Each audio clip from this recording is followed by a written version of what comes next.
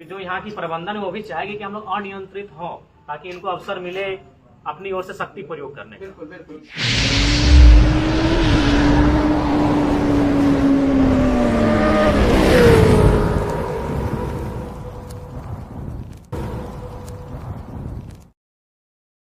आप लोग की संख्या जाए तो दीदी लोग को भी ले लाया गया है। हालांकि दीदी लोग भी चाहती है कि ऐसा ना करें, लेकिन ड्यूटी का सवाल है, तो दीदी लोग भी लाठी लेके बकायदा आई है। तो इसीलिए बकायदा प्रबंधन, देखिए लाइट ऑफ करना भी एक साजिश है। बिल्कुल बिल्कुल। मेरी बात सुनिए, आज मेरी बात पूरा 2 साल से हम आंदोलन कर रहे हैं और बहुत रिस्की आंदोलन हम कर रहे हैं।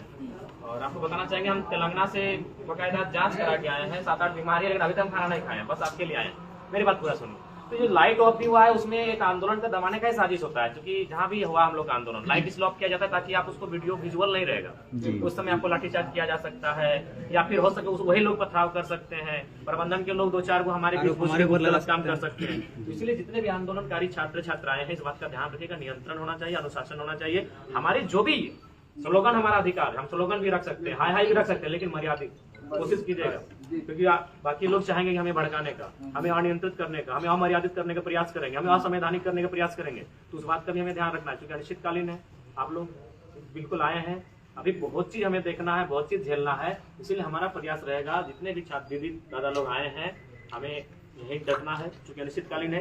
और जब कोई भी आंदोलन होता है, अगर हम राजभवन जाते हैं आंदोलन के लिए, तो राजभवन में बैठे लोग हमको बताते हैं कि आप इस जगह पे बैठिए। तो ठीक उसी प्रकार हमारा आंदोलन विश्वविद्यालय के खिलाफ है, तो विश्वविद्यालय प्रबंधन हमको जगह देगी। अगर ये जगह देगी तो हम यहाँ बैठेंगे, बाहर देगी तो हम बाहर बैठेंगे, दाएं देगी तो हम दाएं बैठेंगे, लेकिन इनको जगह देना होगा, क्योंकि हम राइटिंग आंदोलन कर रहे हैं। उसके बाद हमारा बीसी को रोकना हमारा उद्देश्य नहीं है। उनकी पत्नी है, उनके बच्चे हैं, जाएं रसगुल्ला खिलाएं उनको, हमने उनको नहीं रोका है, उनको जाने दीजिए, हम लोग नहीं हिलेंगे। उनकी पत्नी, उनके बच्चे, हमारी पत्नी, हमारे बच्चे। दीदी आपका तो देखें, आपकी आंखों में जो पीड़ा है वो एक मैंने समझ रहे मेरी 1 महीने की बेटी।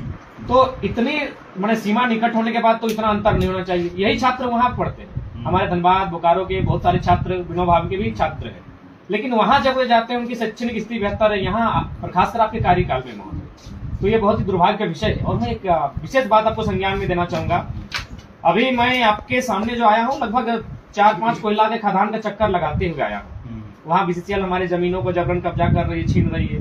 वहां तो हम लोग खो चुके हैं, अपनी माटी तो खो चुके हैं, जंगल खो चुके हैं, जमीन खो चुके हैं।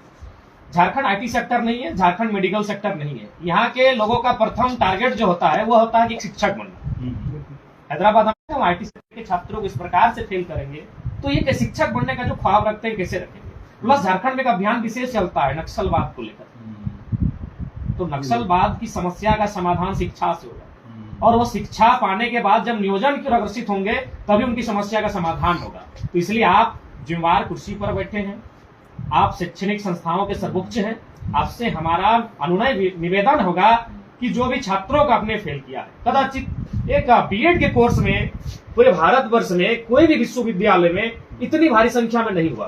किसी भी विश्वविद्यालय में आप चले जाए, इतनी भारी संख्या में बीएड के छात्र फेल नहीं होंगे। 15 से एक बहुत बड़ा आंकड़ा है, और हर बार। और महोदय, जब से आपका आगमन हुआ है, पता नहीं आप क्या चाहते हैं, आपकी मनोभाव क्या है। मुझे उम्मीद है जिस कुर्सी पर आप बैठे हैं और जिस उम्र में बैठे हैं और जिस दायित्व पर बैठे हैं, आप क्षेत्रवाद की भावना से ग्रसित नहीं होंगे।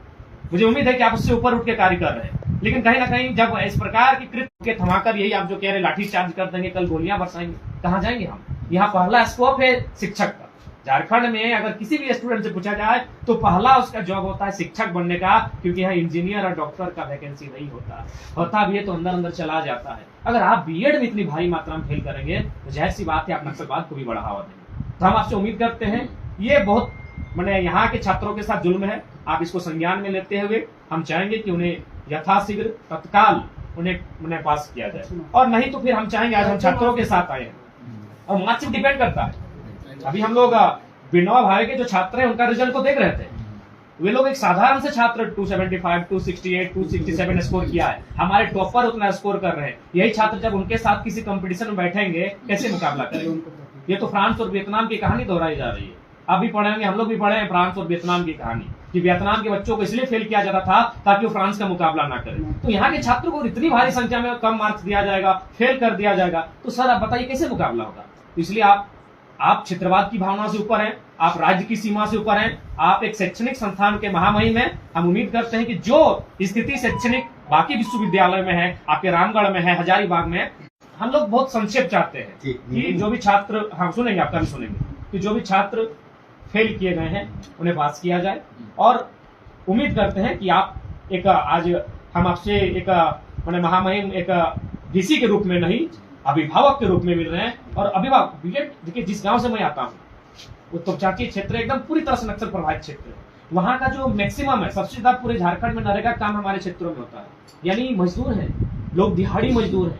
दिहाड़ी मजदूर अपना बेटा बेटी को बीएड के लिए भेजता है, जहाँ 2 लाख 2.5 लाख की फीस है। जब वो नाकामी लेकर लौटेगा, उस परिवार पर क्या बीतेगी महामहिम, उस परिवार पर क्या बीतेगी। इतनी भारी संख्या में बहुत मुश्किल से पैसा एकत्रित किया जाता है, साग सब्जी बेचकर। बीएड करने वाले कोई बड़े परिवार से नहीं होते, वो साग सब्जी बेचने वाले माने उस शख्सियत होते हैं। अगर वो बेहतर परिवार से होते तो मेडिकल के लिए चले जाते, 10 लाख 15 लाख खर्चा करके बीटेक करने चले जाते, एमटेक करने चले जाते। बीएड करने वो आते हैं, वो साग सब्जी बेचने वाले छात्र।